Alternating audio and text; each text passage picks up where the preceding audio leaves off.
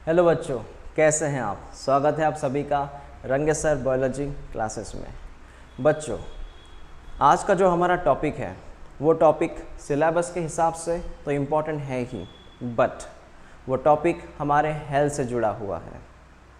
बच्चों, आपको ये पता है कि आज दुनिया में कितने स्पीड से पॉपुलेशन बढ़ रहा है, लेकिन क्या आपको ये पता है कि जो एग्रीकल्चर से जो हमें न्यूट्रिशन मिलना चाहिए, क्या वो प्रॉपर मिल रहा है कि नहीं मिल रहा है। तो अगर आप बोलोगे सर एग्रीकल्चर से हमें न्यूट्रिशन नहीं मिल रहा है, फिर दूसरा सोर्स क्या है। तो दूसरा सोर्स जो है वो लोग प्रेफर करते हैं मीट को, क्योंकि मीट से कुछ न्यूट्रिशन हमें मिल सके। लेकिन प्रॉब्लम ये है कि मीट से अगर न्यूट्रिशन मिलता भी है तो वहाँ पर भी एक लॉस है। कैसे लॉस? ऐसा है कि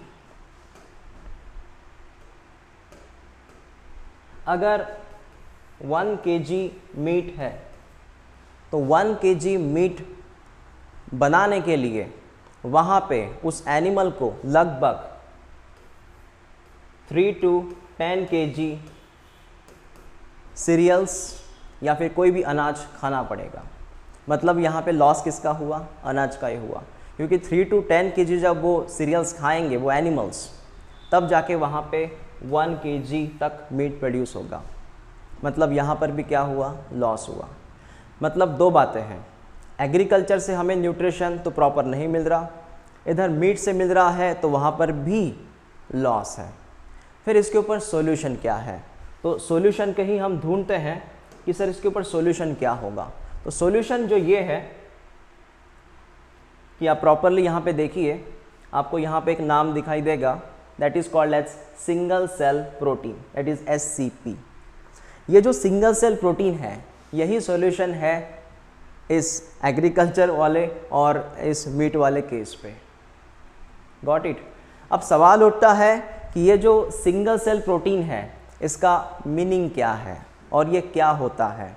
तो जानकारी प्राप्त कर लेते हैं इनके बारे में, देखते हैं सिंगल सेल प्रोटीन क्या होता है।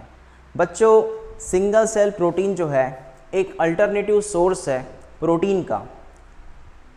अगर हमें एग्रीकल्चर से प्रोटीन नहीं मिल रहा, हमें मीट से प्रोटीन नहीं मिल रहा, तो हमारा अल्टरनेटिव सोर्स है यह सिंगल सेल प्रोटीन, जिसमें हम बात करेंगे माइक्रो ऑर्गेनिजम्स की। एग्जैक्टली हम बात करेंगे यहाँ पे माइक्रो ऑर्गेनिजम्स की। सिंगल सेल प्रोटीन मतलब ऐसा प्रोटीन होता है जो आपको माइक्रो ऑर्गेनिज्म से मिलेगा। Got it. तो फर्स्ट सेंटेंस इनका ये है कि it is alternative source of protein for animals and the human nutrition. मतलब एनिमल के लिए और ह्यूमन न्यूट्रिशन के लिए एक अल्टरनेटिव, एक हम विकल्प की बात कर सकते हैं। Got it. दूसरी बात ये है कि अगर ये सर माइक्रो ऑर्गेनिज्म से मिल रहा है तो कौन से माइक्रोब इसमें टेक पार्ट करेंगे। बच्चों, इसमें अलगी, इसमें बैक्टीरिया और इसमें फंगस। Got it.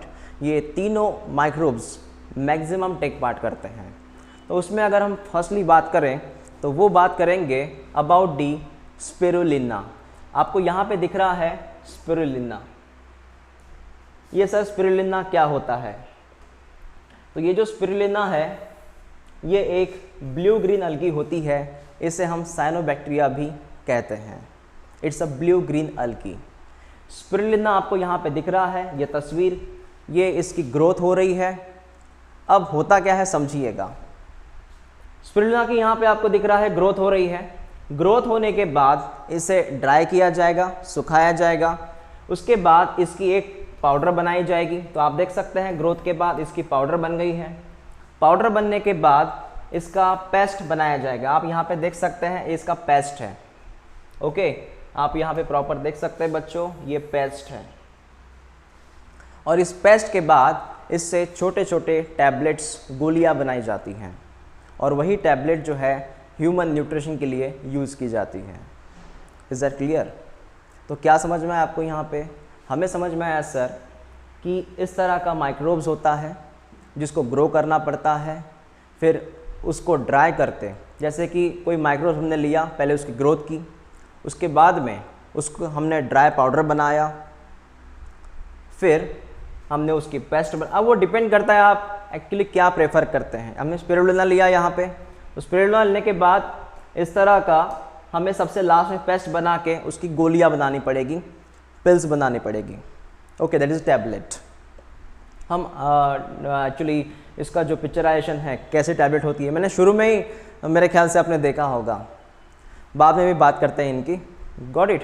चलो नेक्स्ट बात करते हैं। अब बच्चों ये जो आपको सेंटेंस यहाँ पे दिख रहे हैं बहुत इंपॉर्टेंट सेंटेंस है, यहाँ से क्वेश्चन बनते हैं क्योंकि ये एनसीईआरटी का सबसे इम्पॉर्टेंट पार्ट था, मतलब पार्ट है। अब देखिए और एग्ज़ाम में क्वेश्चन आए हैं यहाँ से। अमेजिंग थिंग ये है कि ये पूरा टॉपिक जो बिलोंग करता है ये बैक्टीरिया से करता है। ये जो था ये स्पिरुलिना के बारे में था, और ये जो टॉपिक है एक अलग बैक्टीरिया से बिलोंग करता है। अब वो क्या है समझिए।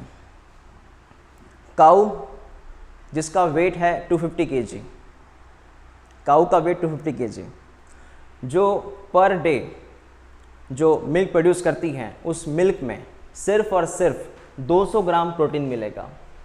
मतलब ये है कि यहाँ पे काऊ के मिल्क के ज़रिए जो प्रोटीन मिल रहा है वो सिर्फ 200 ग्राम प्रोटीन मिल रहा है पर डे।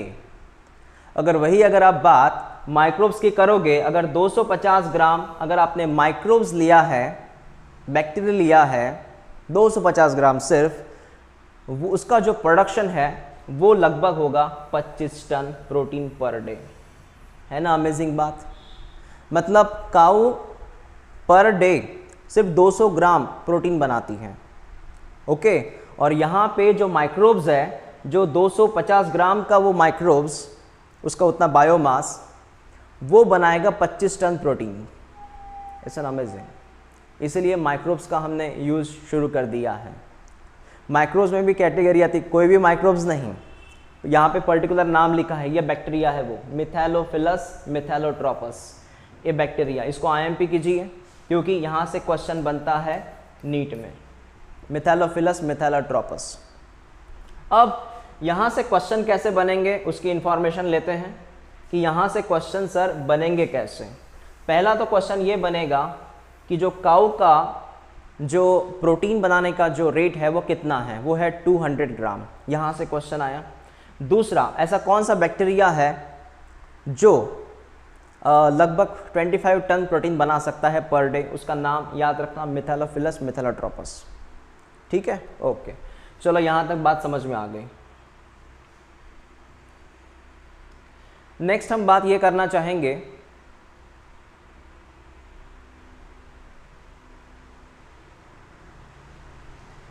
अभी आपको यहाँ पे वही जो मैंने आपको कहा था टैबलेट के फॉर्म में, तो आपको यहाँ पे दिख रहा है स्पिरुलिना। उसको हमने बाद में ड्राई किया, जिससे हमने बाद में पाउडर बनाई थी, पाउडर की पेस्ट बनाई थी। पेस्ट को हमने यहाँ पे कन्वर्ट किया टैबलेट फॉर्म में, और ये टैबलेट बहुत इंपॉर्टेंट है। ओके, और ये टैबलेट आपको मेडिकल स्टोर में मिल जाएगी, अदरवाइज़ आपको एक पाउडर फॉर्म में मिलेगा, जो आप देख सकते हैं यहाँ पे एक वी कैन से पाउच है। ओके, सो पर्टिकुलर जितना भी इसका वेट होगा 250 ग्राम या फिर अबाउट आधा किलो, ओके, वो डिपेंड करता है। सो इसका नाम है ट्रॉपिकल स्पिरुलिना करके, ये आपको मार्केट में मिल जाएगा। इतनी बात क्लियर हो गई?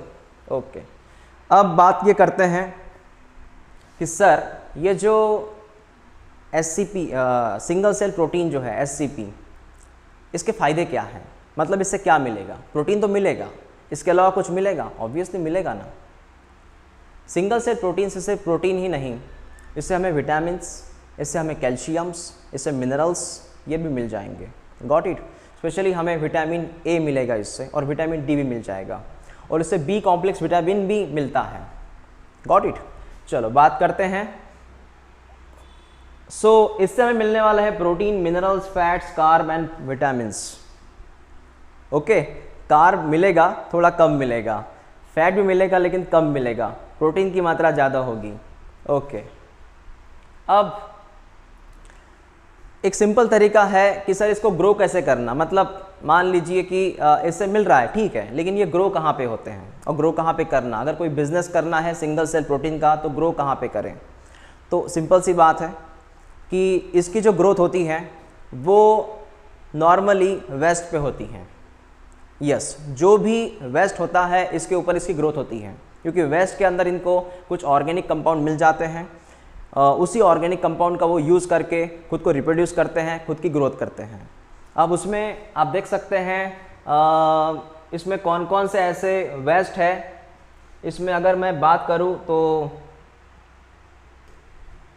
पोटैटो प्रोसेसिंग प्लांट है, मतलब जहाँ पे पोटैटो से एक्चुअली क्या मिलता है, हमें स्टार्च मिलता है। ओके, जो पोटैटो का अंदर का भी हिस्सा हो या बाहर का छिलका हो, कवर हो, उससे हमें स्टार्च मिल जाएगा, उसके ऊपर ये ग्रो होंगे। दूसरी बात स्ट्रॉ। स्ट्रॉ का मतलब होता है खेत में जो मेन क्रॉप होता है उसके कटिंग करने के बाद, उसको हार्वेस्ट करने के बाद जो बचा हुआ रेसिड्यूज रहता है, बचा हुआ पोर्शन बोलते हैं, बचा हुआ रिमेनिंग पार्ट जो होता है उसको हम स्ट्रॉ कहते हैं। इसके ऊपर की इसकी ग्रोथ होती है। उसके बाद में है मोलासिस। मोलासिस का मतलब है शुगर केन का वेस्ट। उसके बाद में है एनिमल मैन्योर एंड सीवेज। ये तो पता है आपको एनिमल मैन्योर क्या होता है, सीवेज क्या होता है। Got it. तो बड़ी आसान तरीके से हम इसको ग्रोथ करवा सकते हैं। लोग इसका बिजनेस भी करते हैं एक्चुअल में। ओके, यस, वो स्पिरुलिना से सिंगल सेल प्रोटीन क्रिएट करके इस तरह जो हमने पाउच देखे थे, ऐसे पॉकेट्स देखे थे। ओके, चलो यहाँ तक हमें बात समझ में आ गई सर। अब आगे ये बात करते हैं 1 मिनट। ये बड़ा इंपॉर्टेंट सेंटेंस है। क्या इससे पोल्यूशन कम होता है? हाँ, डेफिनेटली होता है। मान लीजिए अगर आप वेस्ट यूज़ कर रहे हैं तो अल्टीमेटली वेस्ट तो रिड्यूस हो रहा है ना, तो उससे क्या होगा, पोल्यूशन कम हो जाएगा। इसलिए लास्ट पॉइंट है it also reduce the environmental pollution. Okay, so बच्चों ओवरऑल जो कंसेप्ट है वो क्या होगा? ओवरऑल कंसेप्ट यहाँ पे ऐसा है कि हम बात कर रहे थे सिंगल सेल प्रोटीन के बारे में। ये सिंगल सेल प्रोटीन बहुत इम्पॉर्टेंट चीज़ है जो हमें प्रोटीन सप्लाई करती हैं, तो हम एग्रीकल्चर पे, हम मीट पे डिपेंड नहीं रहेंगे। दूसरी बात, ये बहुत कम समय में रिप्रोड्यूस होने की वजह से, इसकी ग्रोथ फास्ट होने की वजह से ये हमें कम समय में मैक्सिमम प्रोडक्शन दे सकते हैं। Got it. इसीलिए हम सिंगल सेल प्रोटीन को प्रेफर करते हैं। आपको बात समझ में आ गई? तो ऑप्शन क्या है हमारे पास प्रोटीन को मिलाने का? Sir, single cell protein option है हमारे पास। सिंगल सेल प्रोटीन क्या होता है आपको पता है? ये माइक्रोब्स होते हैं, ये माइक्रोब्स की ग्रोथ होती है जो प्रोटीन बनाते हैं। जैसे एग्जांपल आप जानते हैं, मैंने फंगस का एग्जांपल लिया था, फंगस नाम लिया था मैंने, उसमें एग्जांपल है मशरूम का। जैसे बच्चों मशरूम का हम पाउडर यूज़ करते हैं, मशरूम की सब्जी बनाते हैं, उससे हमें प्रोटीन और ढेर सारे न्यूट्रिशन मिलते हैं। तो जैसे आपने मशरूम का पाउडर बनाया, वैसे ही स्पिरुलिना जो ब्लू ग्रीन अलगी है, इसका हम पाउडर बनाएंगे, बैक्टीरिया का कल्चर करेंगे, उसको ड्राई करेंगे और उसे बेचेंगे। Got it? समझ में आपको कंसेप्ट क्या है? तो ठीक है। सो इस तरह आज हमारा कंप्लीट हो चुका है सिंगल सेल प्रोटीन।